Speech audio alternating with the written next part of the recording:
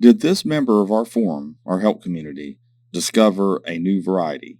I mean, if you look at the top, now, whenever you're posting images, if you take pictures of the screen, it doesn't work. We have rules that you don't do that because you can take pictures with your microscope and they're on your card. So you take that little mini SD card and put them in your computer and then upload the images to the forum.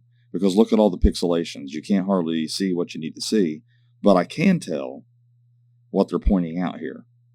I can tell that the lettering looks smaller compared to up here. Look at the P and the P and the E and the E.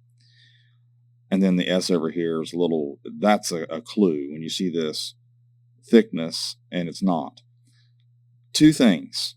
One, this coin circulated, both of them. Okay, if you're going to find a new variety, preferably you want to find an uncirculated coins to compare. Two, whenever a coin has been through circulation, but also at one time was at, let's say, the die itself at the mint, removed clash marks, or it was part of the die that with some little bit of grease was left in the die cavity. So you wipe it, say, imagine wiping across the die cavity and some remaining grease gets on the edges. It's not removed. It's the goop. It's basically some type of zinc oxide paste. They do use different things to remove clash marks off the dies. But if that's left on there, it will cause the letters not to be struck completely. Now, I know this looks glaringly like a completely different letters and fonts, but they're really not. They're still the same shape, but what you have is this little weakness here. You see how it's weaker here?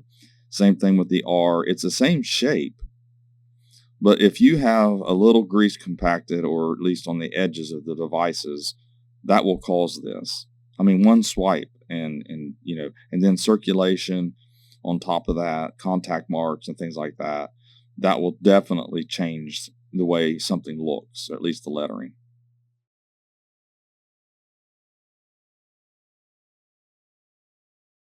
Now, when you're looking at it this way,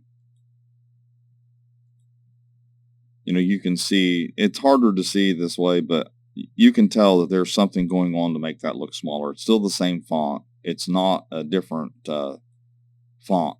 It's not a different letter. It's not large or small letters or anything like that. They are thinner. What you would need to do, let's say if you wanted this and this was a variety, you would want to find more than one to verify. Yes, this happened to multiple dies. This is actually a change. Then the U.S. Mint's going to say, yes, we use different fonts. That's the only way you're ever going to find a different variety, unless it's just like a new double die or something like that. With a new double die, you're looking through rolls and you're finding some minor double die. Usually it's minor anymore. Most double dies of modern times, the last 20 years or so, they're pretty common. There's not a lot of rarities like the 69S or the 55 double die or the 72. Those are worth, a little bit of money. So a little bit different now, the varieties that you find now. So here's the mint mark, and they were trying to show that compared to this mint mark. This coin, like I said, there's a lot of surface abrasions. There's a contact mark on this right here. Here's the one, and it's hard to see it. Like I said, when you're taking pictures of screens and all that, and you got shadows and different things going on, here's the contact mark. It's just a sliding, just a little bit of the metal.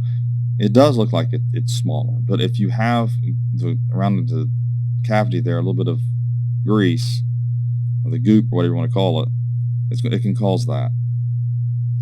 Here's the obverse of the coin. You can see that it's just been cleaned and modified. You want, when you're looking at coins, you want to make sure that it's the actual purposeful die change, an actual purposeful, because this would be considered a minor mint error. I mean, you're going to see it on eBay. Someone probably start trying to sell it for $1 million. Because you can obviously see that, and you can argue it. You can say, look, it's smaller. There's something going on here, with this coin.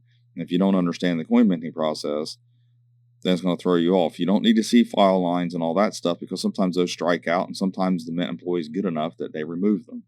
So you're not going to see die file lines for the most part. And also, you're looking at a circulated coin that'll also remove those. So it's just one of those things to think about when you're looking through your coins. It's very important to understand that the letters and numbers and things like that can be different shapes based off of where, based off of whether what it went through at the mint, whether it has some, goop in the die cavity. You can have missing letters, missing numbers, and things like that as well, missing features, and they can throw you off, make you think you have something that, some new variety. Now, if this person doesn't agree, they can always join Coneca, or they can get a hold of someone through error-ref.com and send the coin to them, pay $5 plus your shipping or whatever they charge to attribute it, and they'll look at it for you. Always get a second opinion. But you want to be careful, be realistic whenever you're doing this. It's like I did in my last video. I showed you all the links you need to be able to hunt and search and not waste too much time, and to actually do it the right way when you're looking for varieties and mint errors. So thanks for watching my latest video. Please like, share, and comment, and have a great day.